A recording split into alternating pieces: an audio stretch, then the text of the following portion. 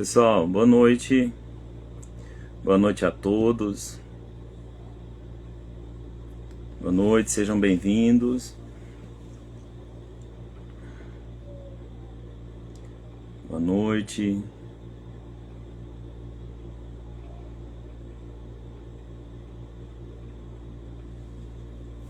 Boa noite, sejam bem-vindos.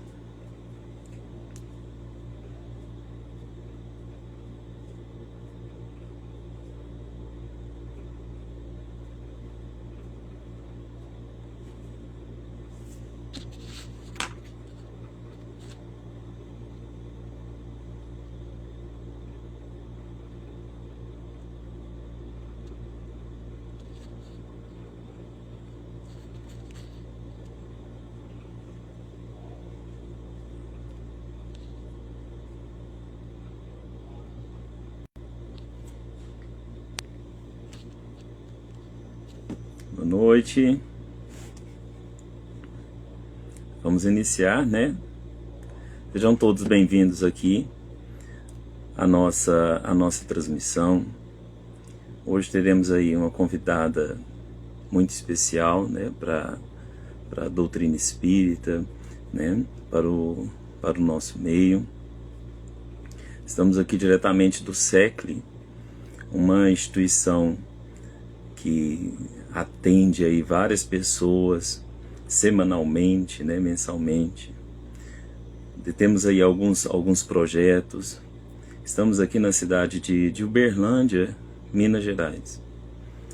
E podemos dizer que tudo isso é graças a Deus, a espiritualidade amiga e todos os nossos irmãos que trabalham aqui e vêm sempre contribuindo com a gente de todas as formas possíveis, né? Então nós vamos aqui convidar a nossa irmã Mayra Rocha, né, para poder estar aqui com a gente, para poder nos orientar.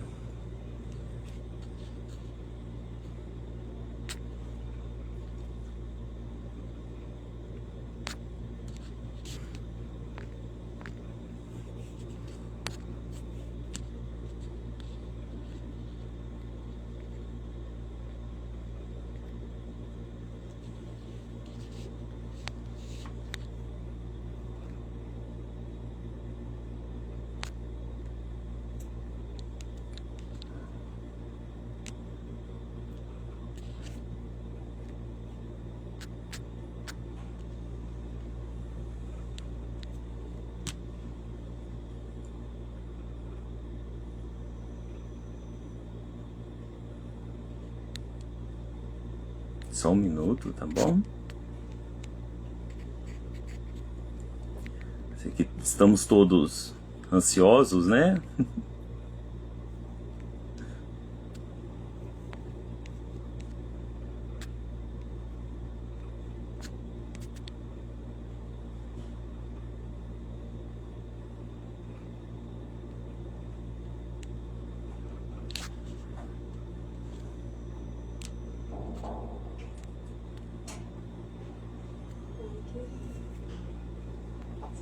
Só aguardando aqui. Bom, eles já darem um retorno pra gente, nós vamos chamá-los aqui à live.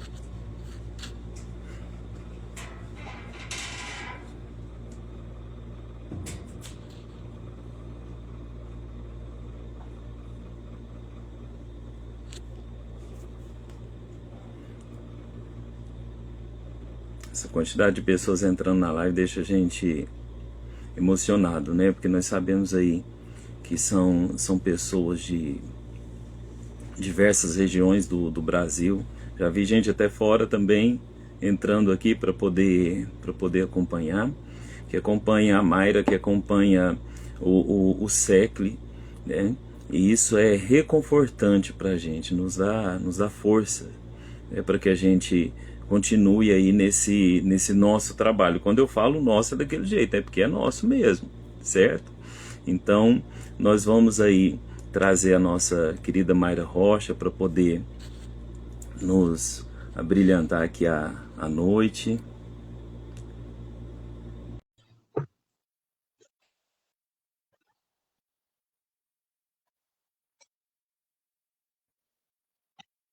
Olá, boa Olá, noite. boa noite. Bem-vinda, muito bem-vinda aqui à nossa casa, Mayra. Muito bem-vinda aqui ao SECLE. Né? Agradecemos a você, a Casa Inácio e Daniel também. Muito obrigado. Olha, eu que agradeço. É uma honra imensa poder falar com vocês hoje. E eu já sei que o Everton está tentando viabilizar uma ida presencial quando eu for fazer o Congelde aí, né? A gente está Sim, tentando também viabilizar para que eu possa visitar a casa também. É imensamente uma honra para mim estar falando com vocês. que bom, muito obrigado. O pessoal estava bem ansioso, viu? Estávamos, né, bem ansiosos para poder te encontrar aqui. Então, vamos fazer uma prece para que a gente possa iniciar nos nossos trabalhos, né?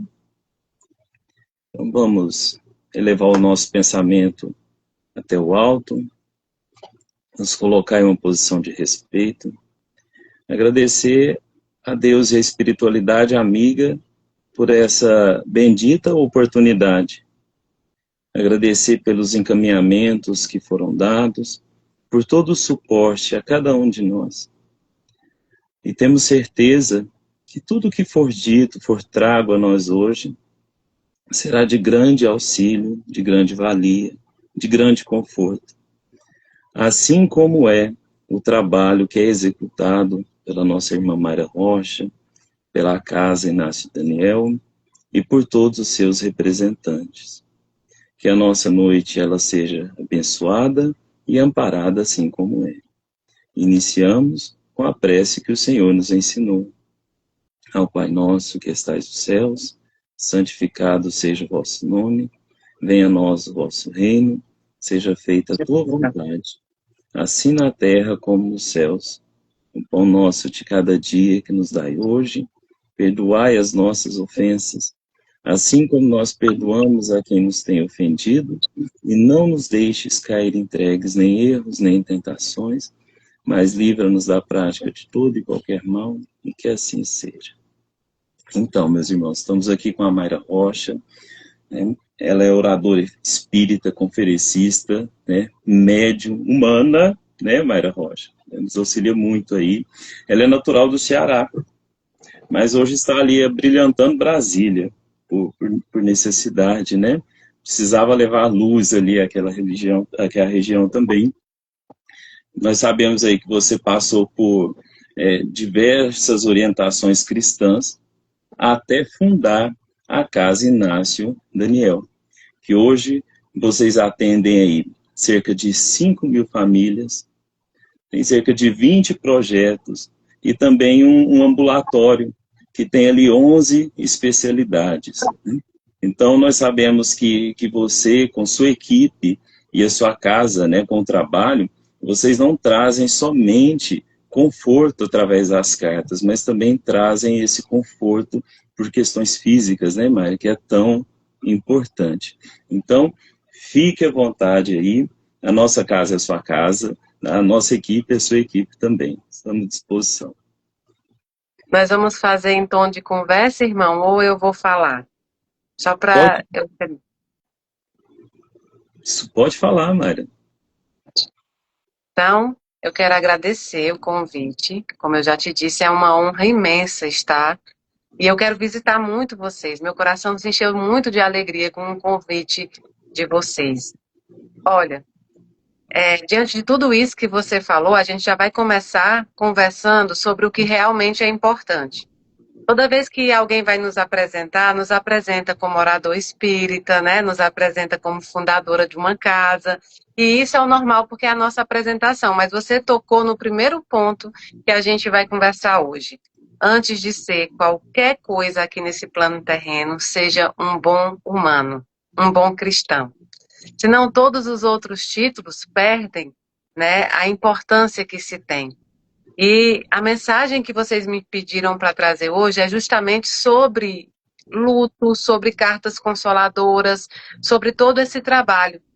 E eu fico muito feliz quando os projetos são enaltecidos, porque realmente, irmão, o que mais importa nesse nosso trabalho na área espírita é a caridade.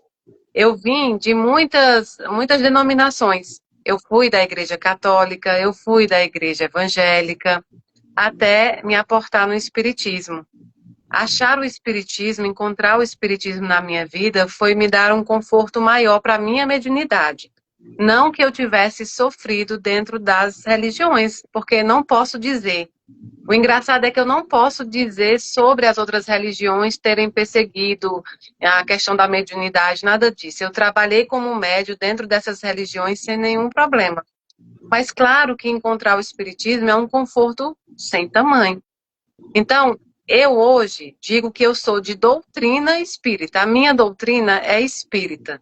O espiritismo ele pode ser entendido como uma doutrina, como uma filosofia ou como uma religião. As pessoas dizem, Mayra, não, Kardec nos diz que o espiritismo não é uma religião. Mas a gente vai aportando, encontra Chico Xavier e outros irmãos que vêm trazendo também essa vertente de religião, porque religião vem do religare, né? Que é do latim, religar a essência divina. Então, não é uma religião enquanto institucional. Nós não temos igrejas, nós não temos rituais, mas enquanto religar ao divino, sim, pode ser considerada uma religião.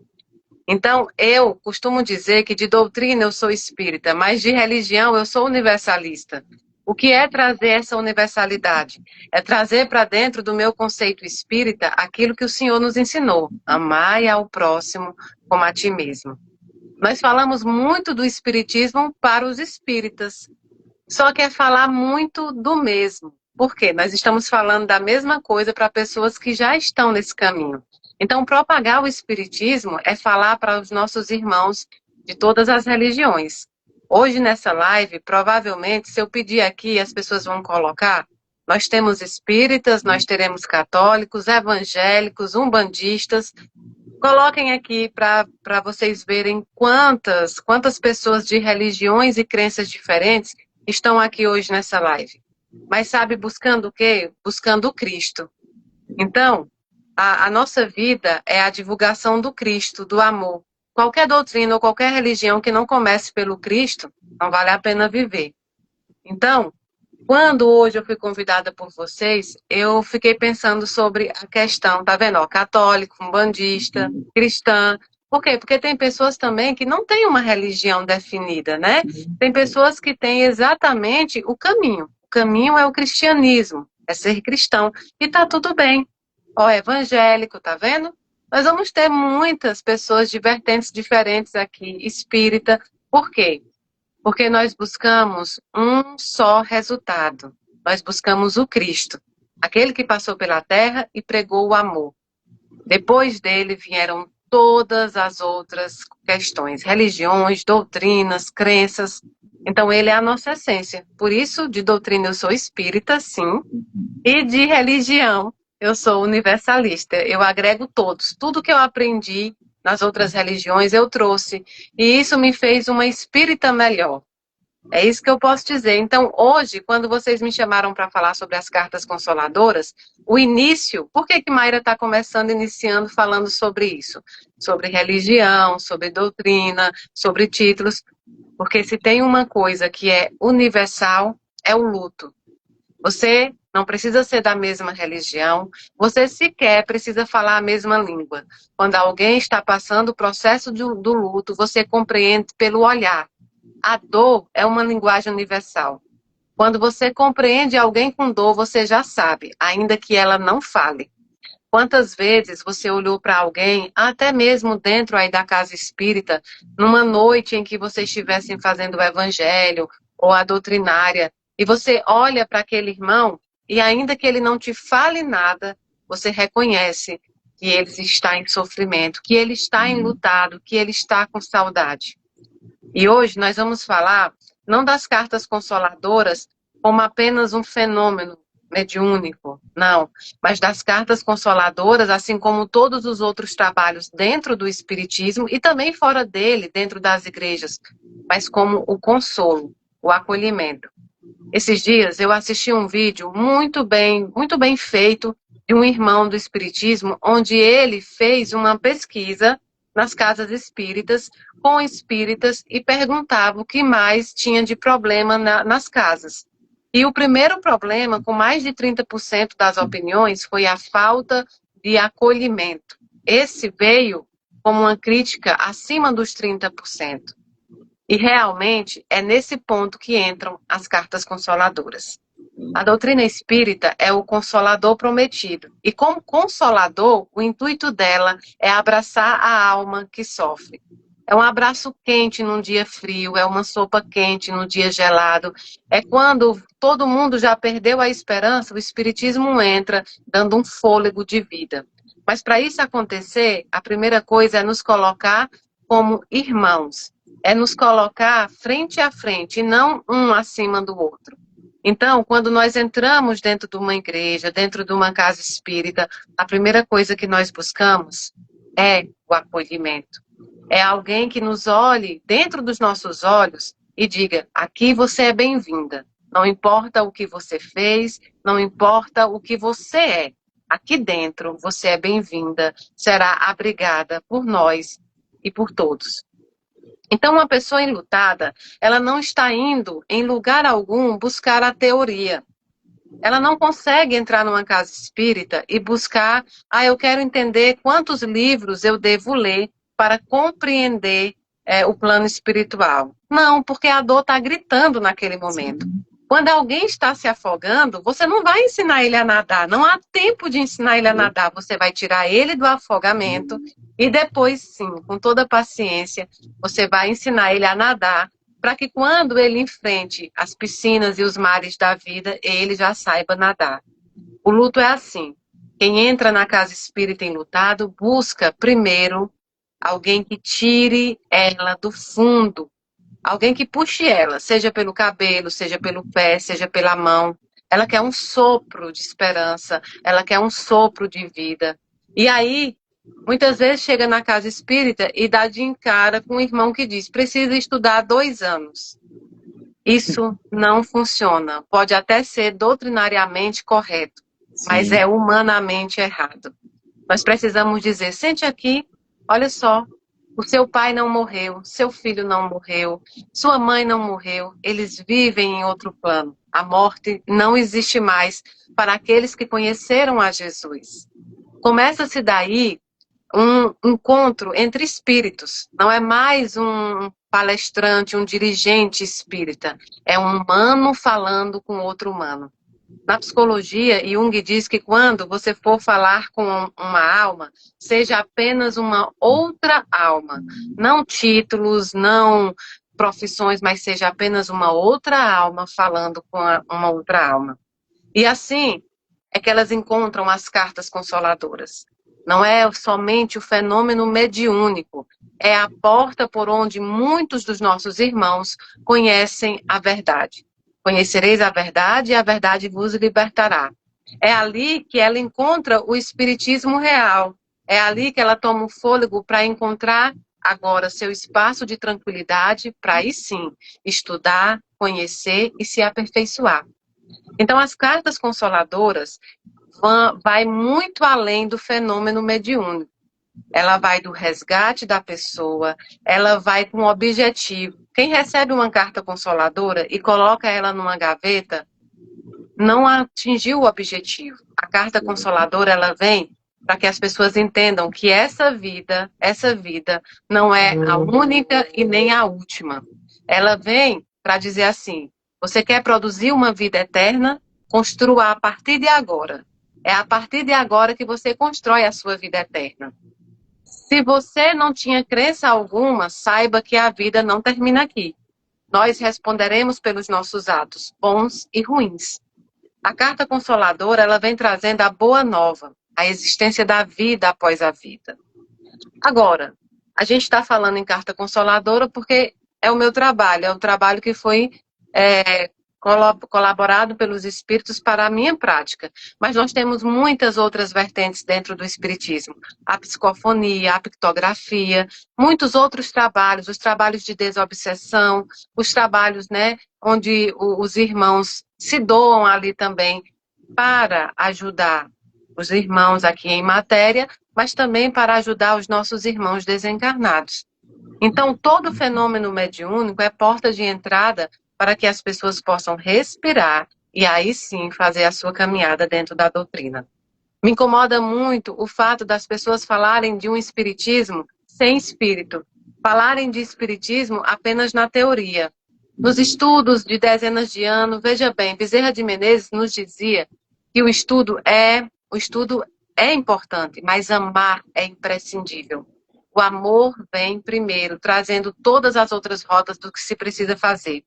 Logicamente, o estudo entra na vida da pessoa quando ela já está podendo respirar, quando ela está podendo seguir.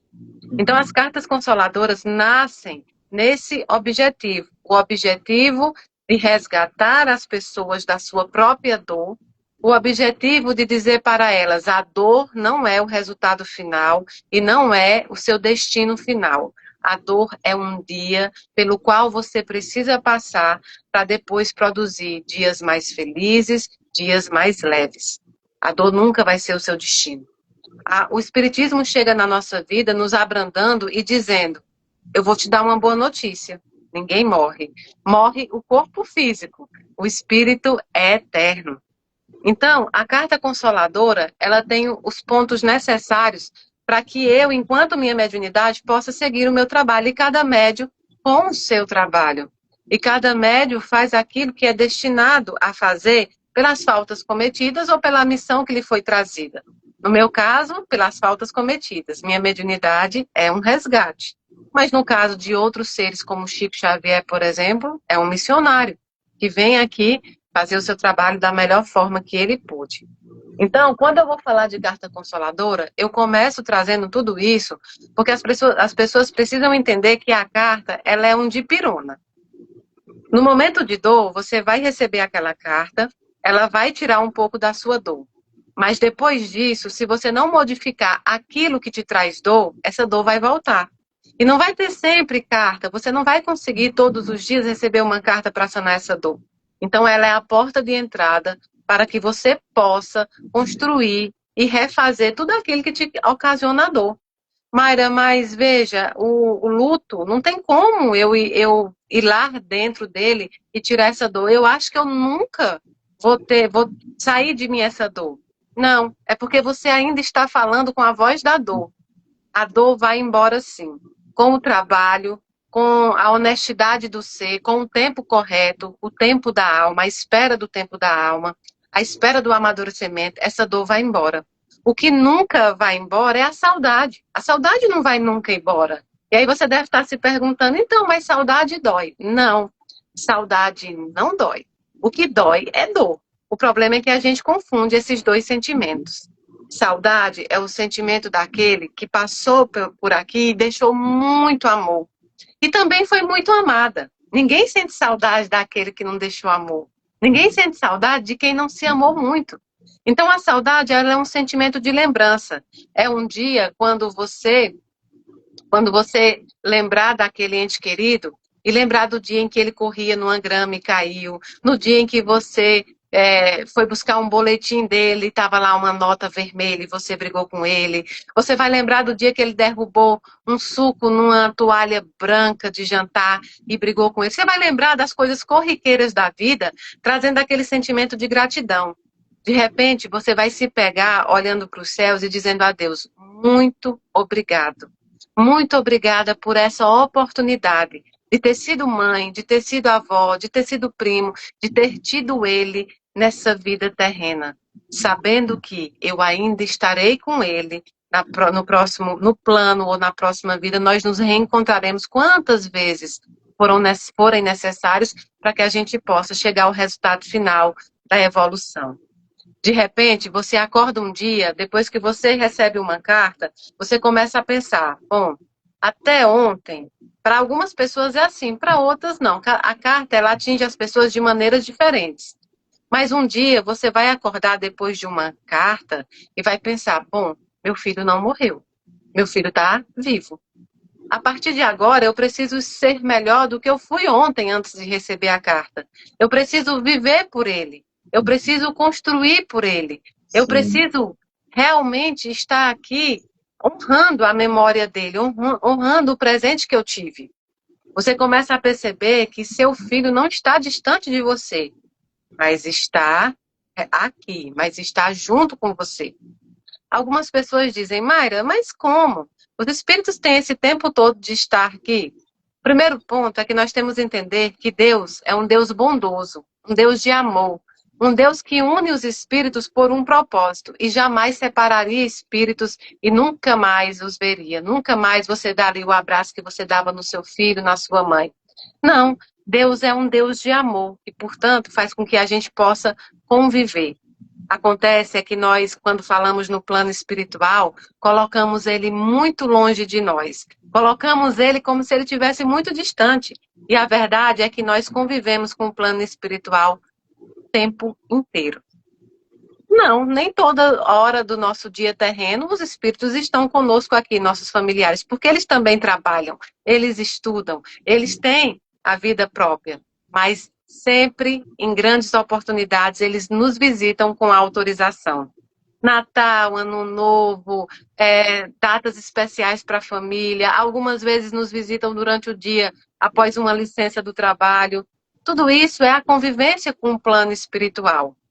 Eu tenho uma dificuldade em aceitar como, às vezes, nós espíritas colocamos esse plano tão distante que parece que esse plano só existe nos livros. A teoria dos livros, aquilo que os livros nos dizem. Os livros foram escritos pela visão de espíritos determinados. Então, o que o espírito está contando ali no livro pode não ser a mesma coisa para o outro. Pode estar em situações diferentes, em estados evolutivos diferentes. Portanto, cada espírito tem o seu grau evolutivo e o seu caminho. Então, sim, nós convivemos. E é muito fácil perceber, irmão. Eu sei que tem vários irmãos aqui de outra religião, mas eu vou fazer uma pergunta e você vai ver que eles vão dizer aqui alguma coisa. Sim. Quem aqui nunca sentiu um cheiro de um ente querido, ou um cheiro muito parecido depois que ele desencarnou? Quem nunca entrou em casa e de repente sentiu aquele cheiro que era tão normal? Quem nunca olhou na rua, passando por um ônibus, por um carro, e viu alguém muito parecido com aquela pessoa? Quem no dia, às vezes está pensando numa música que ele gostava e ao ligar o rádio, a música está passando? Ou então pensou num time de futebol que ele amava, quando atravessa a rua tem um outdoor lá com esse time. Nada é por acaso. E não existem coincidências. Tudo isso é o plano espiritual, usando a matéria que nós temos aqui para nos dizer, ninguém morre. E se ninguém morre, se os fenômenos mediúnicos vieram para trazer isso, vieram para trazer a crença, para mostrar isso, o que eu preciso fazer depois que eu sei disso? Porque carta consoladora, os recados, a psicografia, a psicofonia, tudo isso, a pictografia, quando elas vêm com as mensagens, ela tem um objetivo pós. E agora? Eu já sei que ninguém morre, eu tive sinais do plano espiritual, e agora? O que é que eu faço com essa informação? Se eu colocar ela numa gaveta, ela se perdeu. Foi semente jogada em terra cheia de pedra e foi abafada. Mas se de repente eu digo, eu preciso ser um ser humano melhor. Eu preciso ser uma pessoa melhor, porque a morte não existe. E tudo que eu plantar aqui, eu vou colher. Se eu plantar banana, vai ser banana que eu vou colher. Se eu plantar mamão, vai ser mamão que eu vou colher. Eu preciso melhorar. Platão dizia que o presente que você pode dar de mais valioso para quem você ama é ser um ser humano melhor. Esse é o melhor presente. Então, os desencarnados, os nossos irmãos que já foram à pátria espiritual, eles recebem de nós agora não os presentes materiais. Eu não posso mais dar uma camisa para o meu filho, eu não posso mais dar um perfume, eu não posso isso.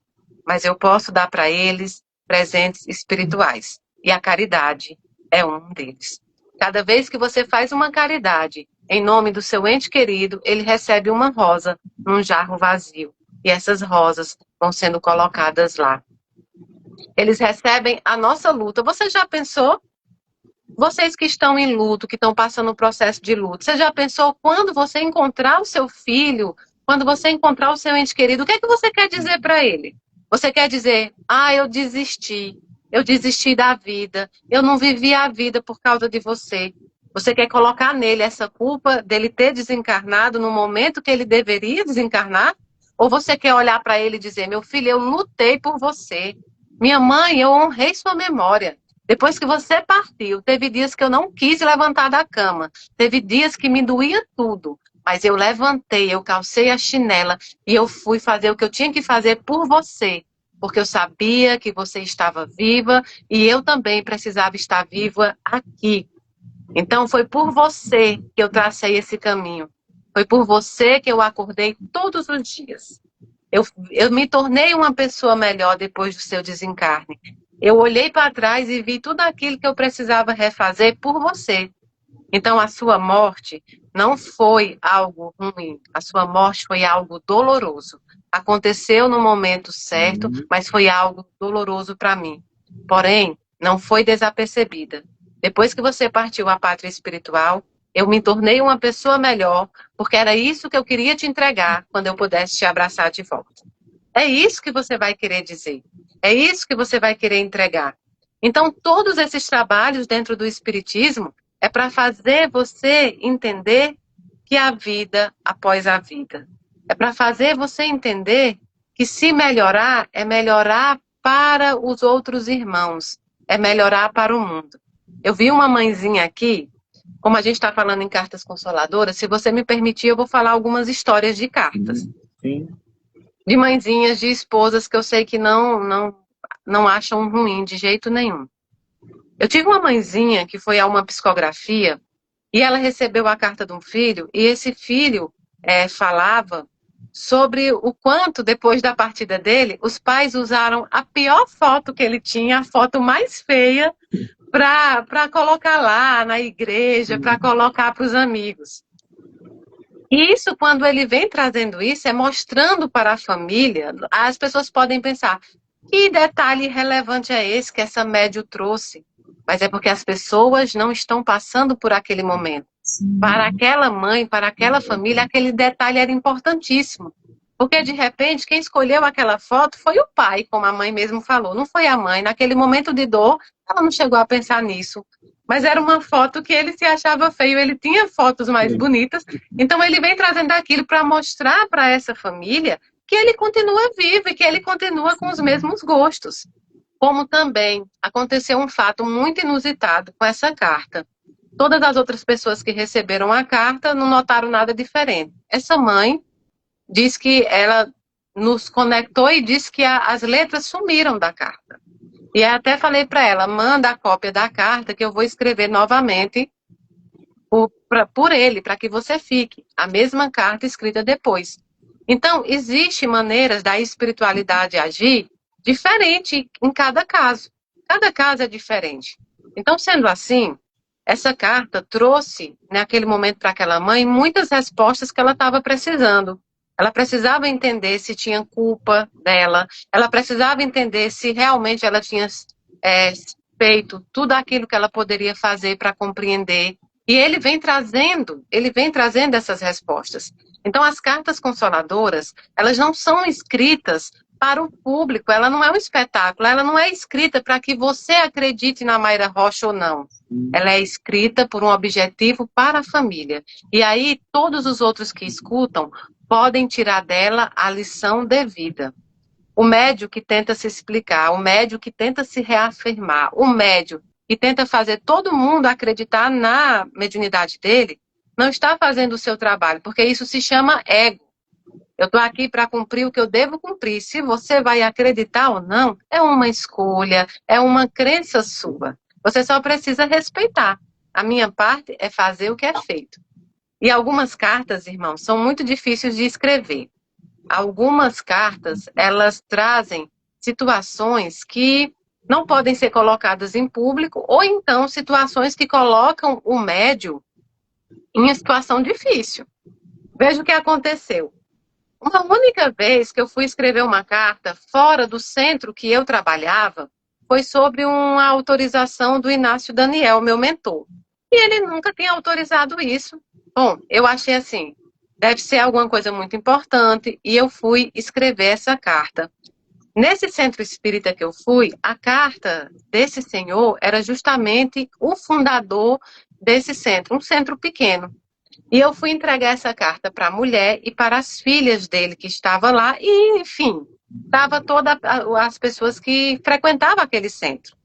Só que nessa carta, esse fundador dessa casa começou a dizer coisas do tipo: parem de fofoca, parem de arrumar briga. Ele começou a falar de situações depois do desencarne dele. E foi muito difícil escrever tudo aquilo, porque ele vinha repreendendo as pessoas do centro que ele conhecia há milhares, né? Há dezenas de anos. E eu tive que escrever aquela carta porque aquela carta foi para ali. As filhas receberam muito bem, algumas outras pessoas não receberam, porque ele citava as pessoas, já que era o centro que ele construiu. Então, algumas cartas, elas não trazem realmente. Se o médium for esperar amor de todo mundo que recebeu a carta, ele vai se decepcionar. Tem cartas que vêm trazendo perdão por uma traição conjugal. Tem cartas que vêm trazendo alguns segredos que precisam ser ditos às famílias para que elas possam continuar. Eu já escrevi uma carta por um senhor também, que ele vinha dizendo para a família não brigar pela herança. Mas ele foi muito enfático em dizer: tudo que eu ensinei para vocês é mais valioso do que esse dinheiro pelo qual vocês estão discutindo. E o pior dessa carta é que ele vem endereçando essa carta não à pessoa que foi buscar, mas a um grande amor da vida dele, que a família também não aceitava.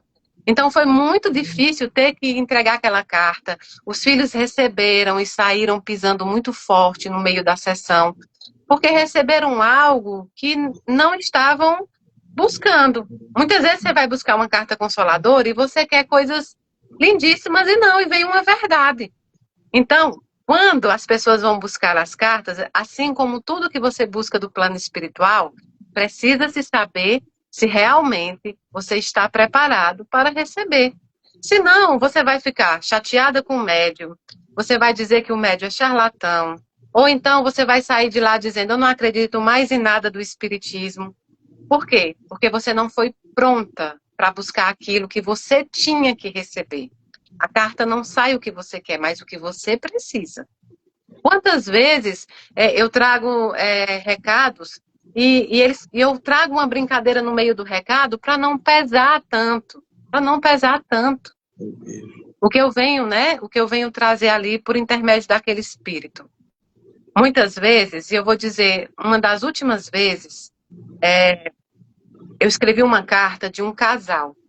A carta era de uma beleza extrema, de um amor genuíno. Mas ali naquela carta, o marido trazia a preocupação dele com os filhos dele em relação à própria família dele, ou seja, a mãe, aos outros filhos de outro casamento. Então ele trazia ali um recado para a esposa para que ela tivesse cuidado daquela relação, né, que tinha. Então, assim, tem fatos muito difíceis, tem fatos em que o médium precisa fazer o filtro, em que o médium, só que a verdade precisa estar ali. Então, tem cartas, por exemplo, como da última vez, que eu escrevi a carta, mas como essa carta a família divulga muito entre os familiares, eu precisava escrever algo que não podia ser demonstrado, que era só entre uma mãe e uma filha. Então, foi escrita uma carta e escrito um recado, numa folha separada. Então, tem muitas nuances das cartas consoladoras. As cartas dos bebês, dos recém-nascidos, daqueles que sequer chegaram a nascer nesse plano, né? Que desencarnaram num aborto. Então, tem muitas nuances nas cartas consoladoras. Mas o principal é... sim, tem uma carta muito bonita também. Eu não cito os nomes por conta para proteger as famílias, né? Mas essas famílias que eu estou falando, eu tenho certeza absoluta que não se importam. Eu entreguei uma carta de um amor tão grande, de um negão, né? De um amor tão grande de um negão, que era assim que ele se intitulava, por uma loira, e foi assim. Ele cantou até uma música que na psicografia que eu falei: gente, eu estou cantando porque ele está mandando eu cantar. Mas que vinha ali um pedido de perdão muito grande. Porque tem pessoas que durante essa vida aqui terrena, elas têm medo do amor. Como assim, Mayra, medo do amor? Ele encontrou um amor tão grande, ele encontrou um amor tão bonito, uma mulher que cuidava dele, uma mulher que estava com ele encontrou uma mulher que abraçou a família dele, abraçou a mãe dele, dentro da doença, dentro das dificuldades, abraçou o passado dele enquanto teve o pai que desencarnou muito cedo. Então, todos os traumas, todas as percas, ali ela estava. E ele tinha tanto medo desse amor acabar, ou desse amor ser mentira, que ao longo do caminho cometeu alguns erros.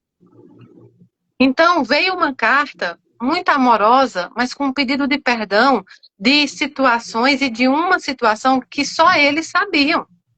Foi o pedido do perdão e o perdão dado por ela, porque ela nem tinha o que perdoar.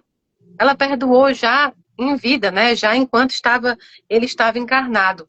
E para selar isso, ele falava sobre um cordão que ele tinha e que ele queria que ficasse com ela. Mas como era um cordão que ele usava muito, existia a dúvida se tinha que ficar com a mãe, que ele era muito apaixonado pela mãe, porque ele entrou na vida da mãe como o marido, teve que ajudar a mãe, teve que ajudar a irmã, e ali essa carta vem com isso. Então, são muitas situações. Por exemplo, eu tive um recado que eu dei para uma mãezinha, que o filho, aqui nesse plano terreno, ele era uma pessoa com deficiência.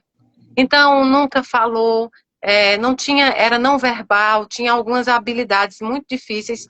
E no dia que ele veio para falar comigo, uma das primeiras vezes, a primeira coisa que ele queria que dissesse para a mãe dele é que ele chamava ela de mamãe.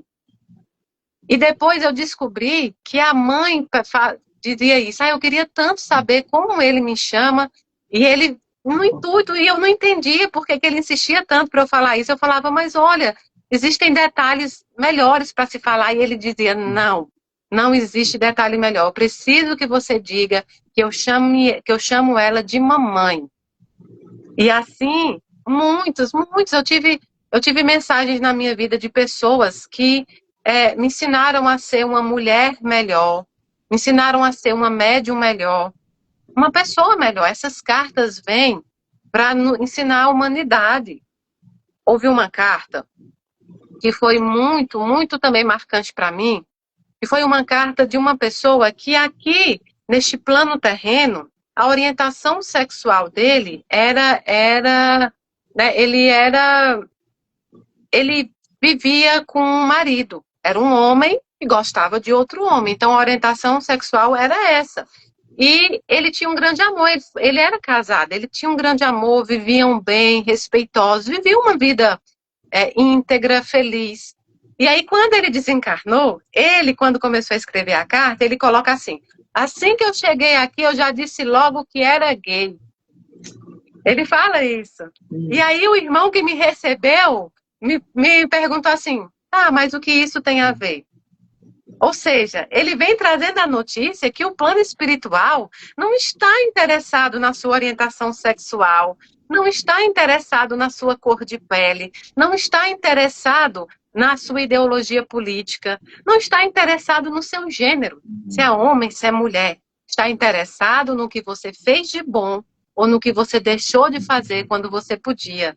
Então, essa carta foi marcante porque nós vemos ainda muitos tabus em volta de situações que não são problemas. O problema do mundo nunca é a sobra de amor. O problema do mundo é sempre a falta de amor.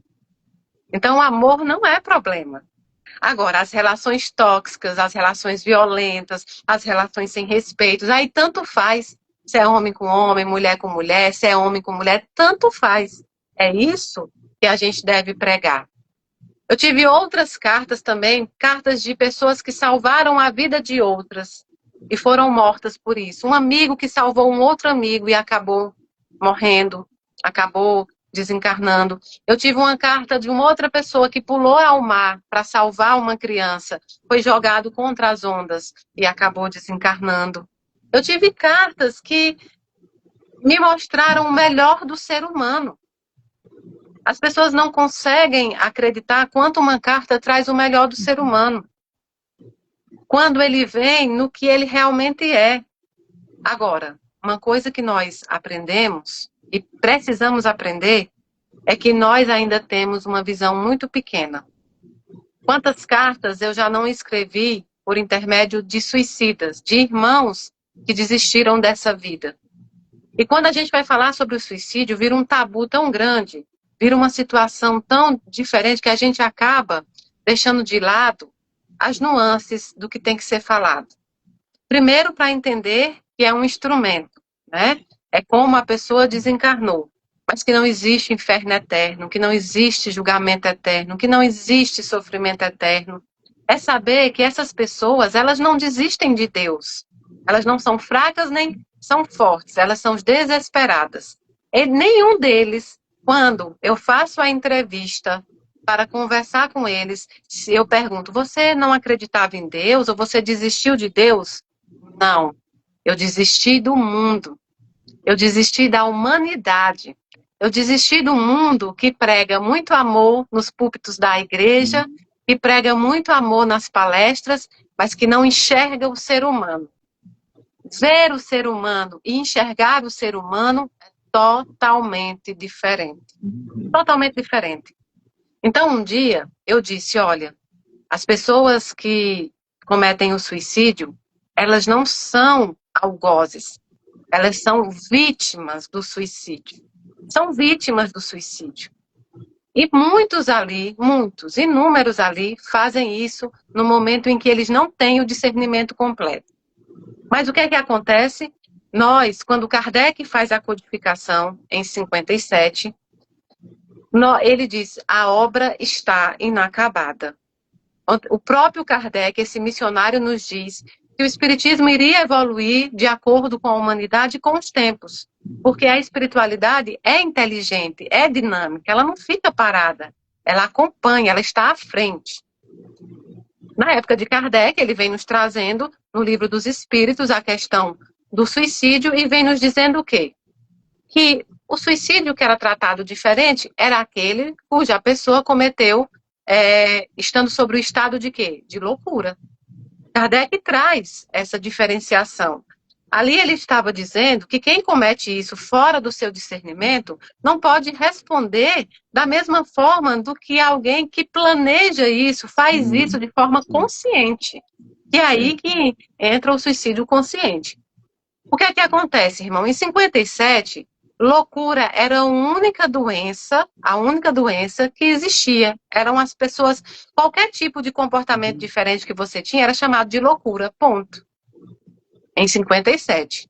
Hoje, em 2026, nós temos um documento trazido pela ciência, pela medicina, pelos estudos. Nós temos mais de 450 traumas catalogados. Hoje nós sabemos que existe esquizofrenia, bipolaridade, que existe 450 catalogados de doença, depressão. Então hoje, muitos dos nossos irmãos que cometeram esses atos não estavam no seu discernimento completo. Não é justo que preguemos o filme de terror para as famílias que precisam lidar com isso.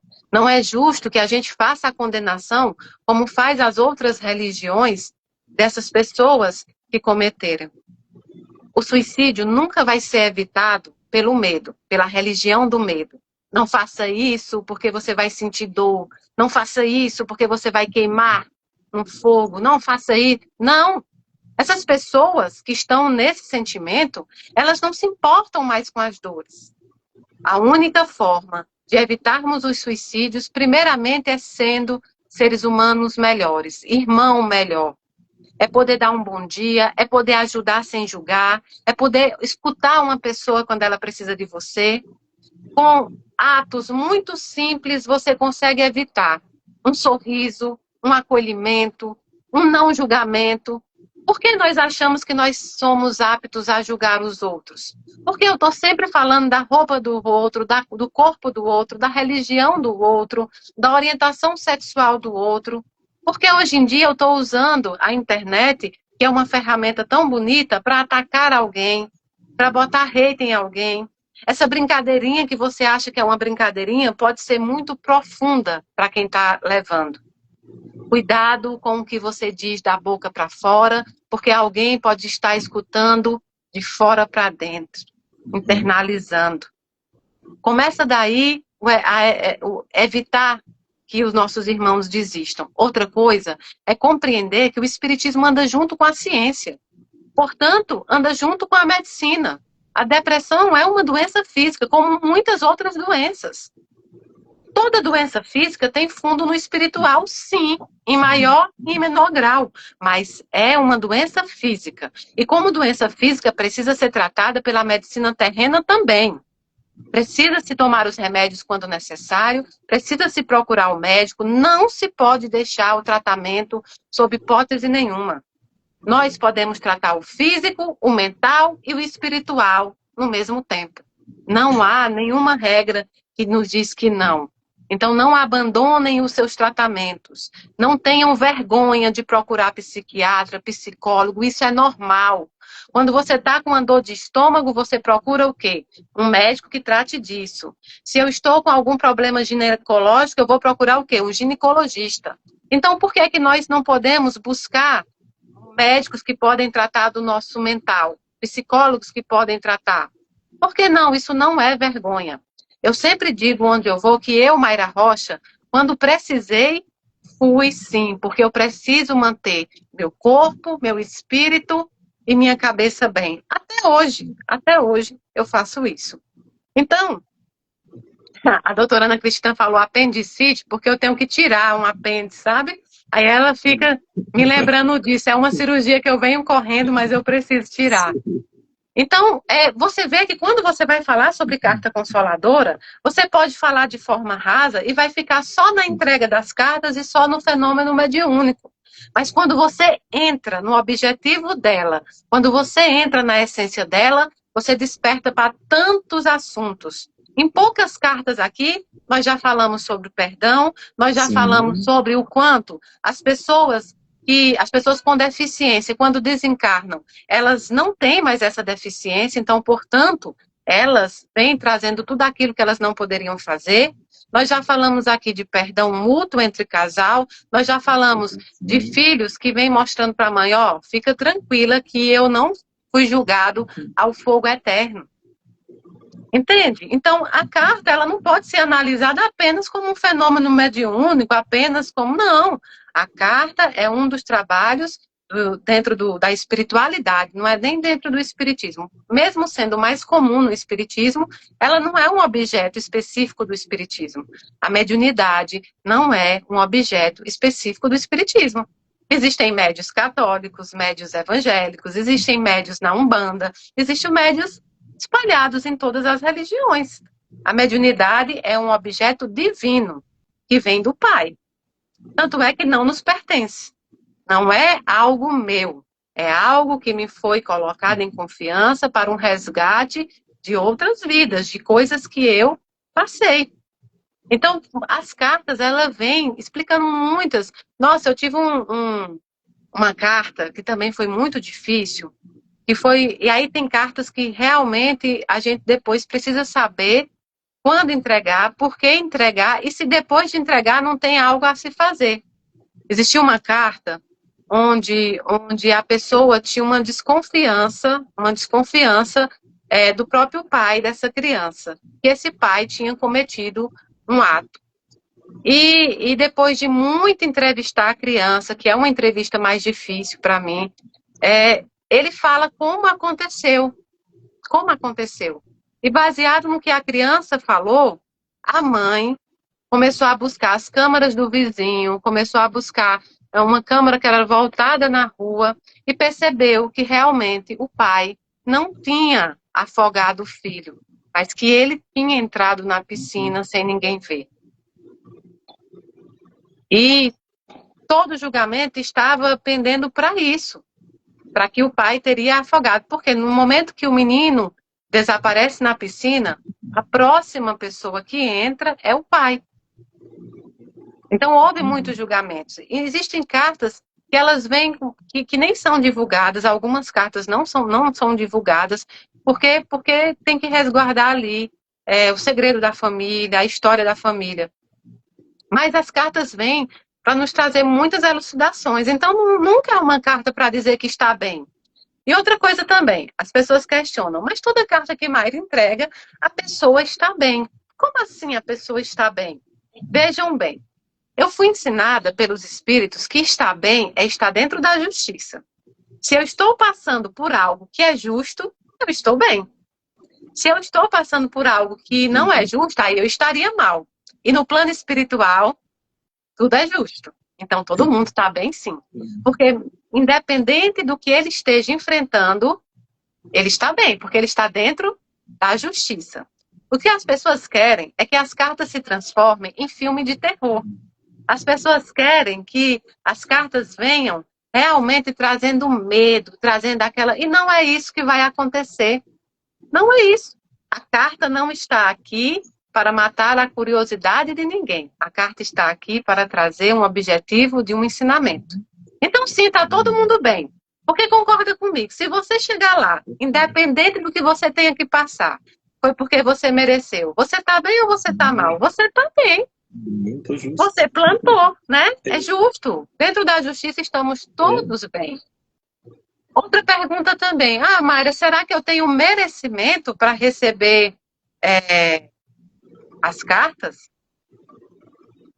Olha, nunca foi uma questão de merecimento. A espiritualidade é para todos. Ou seja, todos nós temos merecimento para receber. Não é por você ser bom ou você ser ruim. Não é porque você é melhor ou pior do que eu na escala evolutiva do que nós estamos travando aqui na Terra. Sabe por quê? Porque se eu estou aqui e você também, é porque nós temos ainda o que resgatar. Então, nós estamos no mesmo caminho. Talvez eu esteja andando um pouco mais devagar que você, talvez você já esteja na frente, mas nós estamos aqui pelo mesmo motivo, porque nós ainda precisamos de resgate, de expiação, de prova. Então, se fosse por merecimento, talvez nenhum de nós, nessa situação, receberia uma carta. A carta, ela vem por objetivo. E o momento que ela ocorre precisa ser no momento exato que aquele objetivo deve chegar na família e na humanidade. Então, por que fulano foi uma única vez na Casa da Caridade e recebeu, e eu já fui 70 vezes, já abracei Mayra muitas vezes e não recebi? Não, então não vou acreditar mais não. A carta não vem quando a gente quer. Não sou eu que decido, não é o médium que decide quem vai receber a carta, é a espiritualidade. Mas uma coisa eu aprendi, quando a carta chega em momento que não é o correto, ela não cumpre a missão. Os frutos não são adquiridos. Então é importante que tanto o médium como a família saiba que no momento correto isso irá acontecer. Só nunca recebe uma comunicação espiritual quem desiste. Ah, Mayra, mas porque às vezes não é pela carta. Às vezes é um próprio simbolismo que a espiritualidade te traz. Às vezes é um sonho que você tem com seu ente querido, abraçando ele, beijando ele, conversando com ele. Às vezes é um reencontro por sonho, às vezes é um reencontro, nem dormindo você tá, mas você tem aquela sensação, você acaba muitas vezes enxergando. É um cheiro, é uma voz, é tudo isso. Existem muitos modos da espiritualidade mostrar, né, que ela está ali. Então, existem muitos médios, meus irmãos, no Brasil e no mundo inteiro. E muitos médios trabalhando dentro das casas, muitos médios trabalhando solo, muitos médios ainda se reencontrando. E nós somos pessoas que erram também. O médio erra.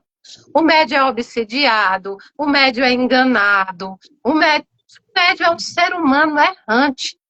Aliás, nós erramos até mais. Porque se nós todos os dias não acordarmos e treinarmos a nossa humildade, a gente cai. Quando as pessoas dizem, mas fulano quer derrubar tal médium, fulano quer derrubar a Mayra, não vai conseguir, você não pode derrubar aquele que nunca se levantou. O Chico já disse isso. Nós estamos rastejando ainda, como é que você vai derrubar? O médium, ele só cai na sua moral. A mediunidade é orgânica, mas a moralidade do médium influencia muito no trabalho que ele precisa fazer. Então, o primeiro ponto da mediunidade é a humildade. Todos os dias você vai acordar para entender que você não é nada, que você não faz nada, você é simplesmente um instrumento. E um instrumento ainda, como diz o meu mentor, quebrado. Um dia eu falar, porque falam muito sobre que Chico era um mensageiro, né? Que Chico era. E aí todo mundo traz de Chico para os médios psicógrafos os mesmos substantivos. Chico não era só o médio, Chico foi um homem, um bom espírito, um missionário. O médio sou eu. Eu sou apenas um médio. Chico era um missionário. Então não há de fazer comparações entre médios, nem entre médio Chico, entre um médio de. Não tem essa comparação. O primeiro ponto é saber quem nós somos. Autoconhecimento. O médio se conhece. E não se deixar levar por nada. Nem por a pseudofama, que muitas pessoas estarão lá te amando. Por quê? As mesmas pessoas que podem te amar pela carta são as mesmas que podem te odiar pela carta. Depende do que ela recebeu ali. Então você tem que manter a humildade de entender que aquele trabalho é do Cristo e não seu. O trabalho é do Cristo, a missão está acima do missionário. Então todo dia você acorda. Aí um dia ele disse, aí eu disse, não, mas eu não sou uma mensageira.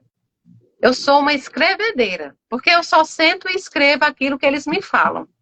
Aí ele disse, você não é um computador não, você é uma máquina de datilografia quebrada. Ele falou isso com a Mara. Falou, por quê? Porque ele tem que me ensinar o meu lugar. Ele tem que me ensinar onde é que o médium repousa. Nós somos muito amados, muito respeitados pela espiritualidade, acolhidos, somos mesmos. Mas nós precisamos saber qual é o nosso lugar, o lugar de instrumento. Se Mayra Rocha desencarnar agora, tem muitos outros psicólogos e ainda terão muitos outros. A função do médio é essa, é fazer o trabalho. Porque médio terão sempre, sempre, sempre ostensivos. Então, assim, é um ponto. É um ponto do médio, é a humildade. Outro ponto é entender que ele não subordina os espíritos. Ou seja, eu estou aqui, vou chamar o espírito e vou escrever para você. Isso não existe. Nós somos subordinados aos espíritos. Como é, Mayra? Não, eu sou espírita há 50 anos, Kardec nunca disse isso e não existe subordinação. Não existe subordinação no sentido de humilhação. As pessoas costumam confundir se subordinar a alguém a se humilhar a alguém. E isso não é verdade. Eu sou subordinada à espiritualidade enquanto instrumento e enquanto aprendiz. Eu sou uma pupila. Portanto, uma pupila está sempre subordinada ao seu professor. Concorda? Concordo. O professor tem a experiência maior e ele te ensina. Portanto, você está subordinado. Você não sai no meio da aula dele. Você não decide qual é a matéria que o professor vai dar. Você simplesmente está lá. Portanto, eu tenho orgulho de dizer que eu sou, sim, subordinada à espiritualidade. Eu sou ainda uma aluna deficitária, uma aluna que ainda repete de ano, mas uma aluna esforçada, querendo aprender. Então, sim, Mayra já errou nas cartas? Já errei em carta, já errei em recado, dependendo do remédio que eu usar. Por exemplo, eu já tomei remédios que minha mediunidade ficou extremamente confusa, e isso é um aprendizado que o médium vai adquirindo ao longo do tempo. Mas médium erra em carta? Erra. Erra porque às vezes tem um animismo, porque às vezes colocou uma coisa na carta que nem era da pessoa, mas foi fazer a filtragem e colocou um pouco dele. Médium erra. E é isso também que eu venho sempre divulgando. Por quê? Porque nós vivemos hoje num espiritismo em que requerem perfeição do médium. Como o médium vai ser perfeito se ele está aqui para resgate? Agora, nós buscamos sempre fazer o nosso trabalho mediúnico da melhor forma possível. Mas precisamos normalizar que os médios também erram. São pessoas, são humanos. E são deficitários. São pessoas que vieram também espiar e aprender. Então, veja. Quando você começa a falar de uma carta consoladora, em que as pessoas pensam que vai ficar só nisso, a carta consoladora, você vê que ela adentra pelo mundo, o mundo da mediunidade, mas acima de tudo, o mundo do amor. Se você escrever uma carta consoladora, qualquer médium, mas entregar sem amor, ela não cumpriu o seu papel. Se você não conseguir entregar uma carta, entregue seu ombro amigo, entregue seu abraço, entregue seu sorriso, entregue sua compreensão. Porque as pessoas que vão te buscar, elas não estão buscando você, Mayra Rocha.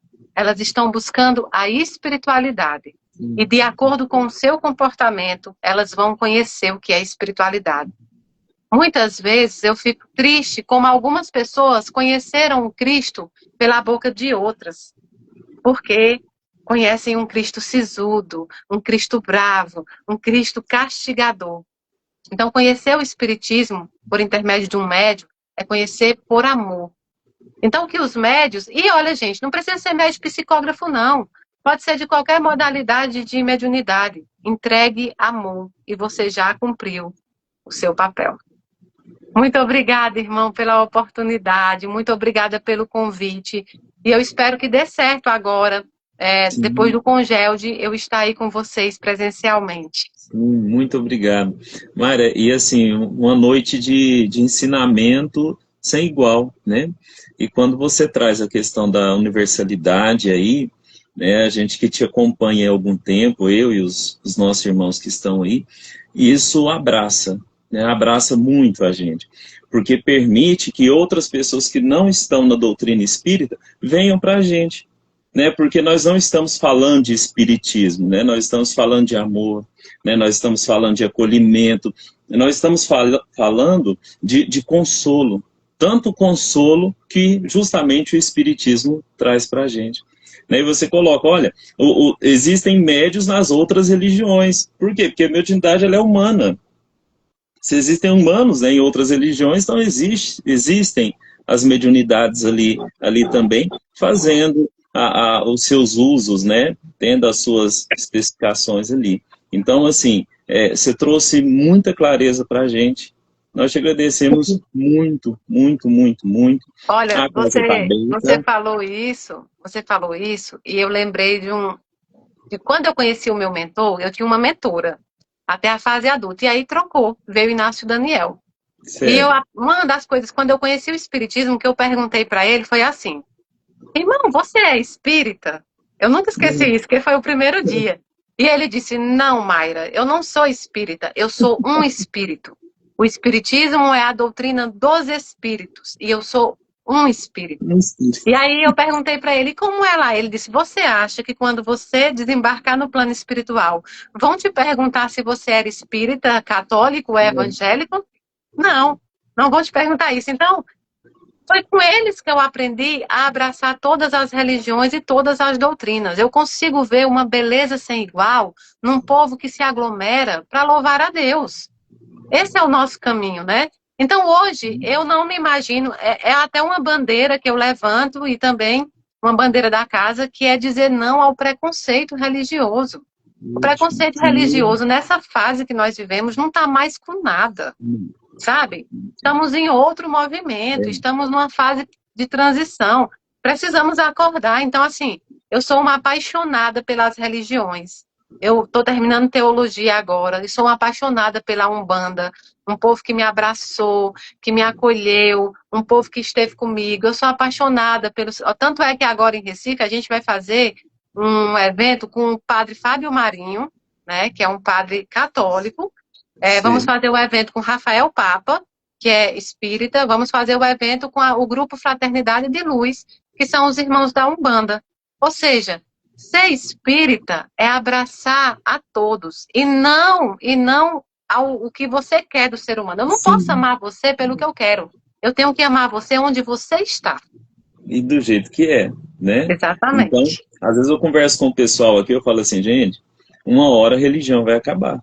Com certeza. Não vai ter religião. Uma hora nós só vamos ser humanos, só isso, né? Então, e nós vamos chegar ainda, né, Mayra, nessa compreensão com a misericórdia de Deus, né?